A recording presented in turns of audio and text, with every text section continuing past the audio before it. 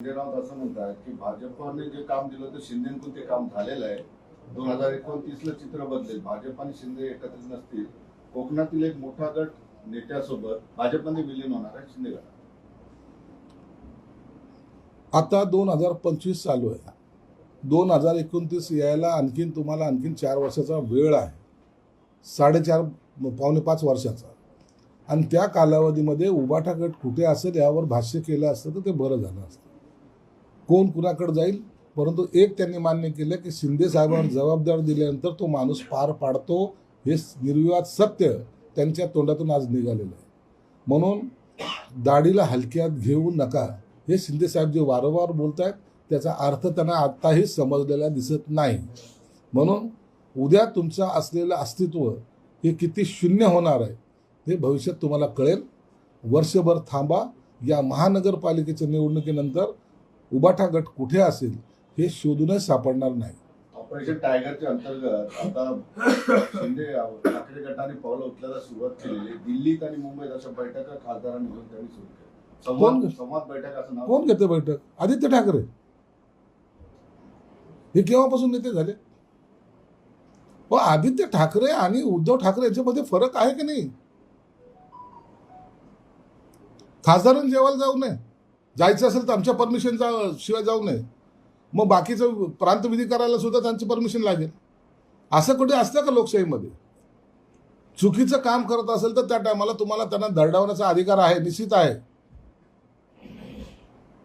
परंतु असे विधानं करून कुणाच्या भेटी घेऊन जर राजकारण चालत असेल, आज दिल्ली दरबारी तुम्हाला प्रत्येकाला दिल्ली दरबारी जाऊन प्रत्येकाच्या पाया पडावं लागतं. लाचारीचा कळस तुम्ही करताय.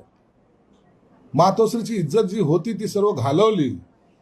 आता मातोश्रीवर कोणी येणार नाही, तुम्हाला लोकांच्या दारात जावं लागणार आहे. ही परिस्थिती कोणी निर्माण केली? याला जबाबदार कोण आहे? ही जबाबदारी कधीतरी स्वीकारा. कधीतरी सांगा लोकांना, होय आमचं चुकलं होतं, आम्ही चुकलोय हे सांगायचं धाडस असावं लागतं, जे शिवसेना प्रमुखामध्ये होतं. म्हणून अशा लोकांनी जाऊन पक्ष बळकट होत नसेल, दुसऱ्याने येऊन यांना पायावर उभं करावं असं हे स्वप्न पाहत आहेत. काय करायचं लोकांना तुमच्या पक्षाशी? म्हणून स्वतःच्या पात्रता आणि पायरी ओळखून आपण वागलं पाहिजे हे त्यांनी लक्षात घेतलं पाहिजे. ऑपरेशन टायगरची जबाबदारी तुमच्यावर दिलेली, कारण 2-2 जिल्ह्याला एक संपर्क मंत्री दिलेले. निश्चित आम्ही आमची ऑपरेशन टायगरची जबाबदारी पूर्णपणे पार पाडतोय. पार चांद्यापासून बांद्यापर्यंत आमचा प्रत्येक आमदार असेल, आमचा पदाधिकारी असेल फिरतोय. मी स्वतः काल किनवटला गेलो होतो. अनेक जण इच्छुक आहेत. सगळ्यांची यादी आमची तयार करण्याचं काम चालू आहे आणि लवकरच मोठा पक्षप्रवेश सोहळा रोज होतोय. परंतु आणखीन एक मोठा पक्षप्रवेश सोहळा लवकरच या अधिवेशनाच्या काळामध्ये आम्ही घेणार आहोत. बरं, जयंत पाटील जे आहेत त्यांची एक आता बातमी आली किंवा एक मोठी चर्चा रंगली आहे की ते भाजपमध्ये जाणार आहेत आणि त्यांचा एक इन्स्टिट्यूटचा प्रोग्राम आहे. त्या प्रोग्रामला नितीन गडकरींची उपस्थिती आहे, त्यामुळे ते भाजपमध्ये जाण्याची चर्चा आहे. जयंत पाटील चांगला ग्रस्त आहे. त्यांना कुठं जायच्या वेळेला त्यांना माहिती आहे. म्हणून जयंत पाटलाला विरोध करणाऱ्यांची आता वाचा बंद केलेली त्यांनी. ज्या दिवशी ते तोंड उघडतील त्या टायमाला जयंत पाटील हे पक्ष सोडतील ही भीती त्यांच्या मनामध्ये आहे. म्हणून तुम्ही बघा, गेले 6 महिन्यापासून जयंत पाटलाच्या विरोधात जी मोहीम चालवली होती ती कुठेतरी थंडावलेली आता दिसते. जयंत पाटलाने डायरेक्ट इशारा दिला, माझ्या नादाला लागू नका. म्हणून जयंत पाटील जरी गोड बोलत असले तरी ते काम दाखवायला परफेक्ट आहेत आणि मला वाटतं त्यांची वाटचाल त्या दिशेने सुरू झालेली आहे. धनंजय देशमुख प्रकरणामध्ये आता बावनकुळेंवरती आरोप होत आहेत. त्यांनी सुरेश धस आणि धनंजय मुंडेंची भेट घालून दिली. तर आता धनंजय देशमुख जो आहे, संतोष देशमुखचा भाऊ, तो असं म्हणतोय की आम्हाला सगळे नेते व्यक्ती भेटायला आले, मात्र बावनकुळे कधीच भेटायला आले नाही. तर दुसऱ्या बाजूला अशा भेटी घालून घेऊन हे सकल करण्याचा प्रयत्न. बावनकुळे, धनंजय मुंडे, सुरेश धस यांची भेट का झाली, कशासाठी झाली त्यावर आम्हाला काही भाष्य करता येणार नाही. आणि प्रत्येकाने जाऊन भेटलंच पाहिजे अशातला काही भाग नाही. जेव्हा महाराष्ट्राच्या मुख्यमंत्र्यांनी सांगितलं की आरोपीला कठोरातली कठोर शिक्षा दिली जाईल, त्या पद्धतीने पावलं उचललेली आहेत. असलेले जे काही गुन्हेगार आहेत त्यांच्यावर सगळ्यावर मोकोकाल कायद्याअंतर्गत कारवाई केलेली आहे आणि याचं चित्र किंवा याचा निकाल लवकरच तुम्हाला पाहायला मिळेल. म्हणून या घटनेला गांभीर्यानं घ्या. या घटनेला तुम्ही राजकारण म्हणून त्याला टर्न करू नका. एवढी सर्वांना माझी विनंती राहणार आहे की आपण घटनेचं गांभीर्य पाहून या घटनेचा निकाल कसा लागेल आणि आरोपींना फाशी कशी होईल याकडे लक्ष दिलं पाहिजे.